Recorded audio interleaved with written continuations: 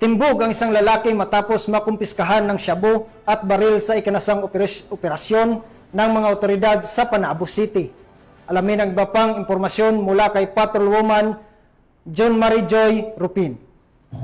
Isang lalaki na kinilalang si Alice Jr., 34 anyos, matapos ang operasyon na isinagawa ng Panabo City Police Station noong Hulyo 11 taong kasalukuyan, katuwang ang 2nd Davao Norte Provincial Mobile Force Company at sa koordinasyon ng Philippine Drug Enforcement Agency Region 11.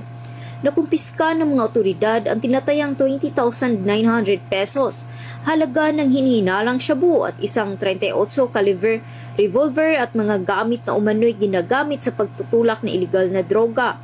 Ang suspek ay maharap sa kasong paglabag sa Republic Act 9165 o Comprehensive Dangerous Drugs Act of 2002 at Republic Act 10591 o Comprehensive Firearms and Ammunition Regulation Act. Ayon kay Police Lieutenant Colonel Dexter R. Cuevas, officer in charge ng Panabo City Police Station, malaking hakbang ito laban sa iligal na droga sa lungsod.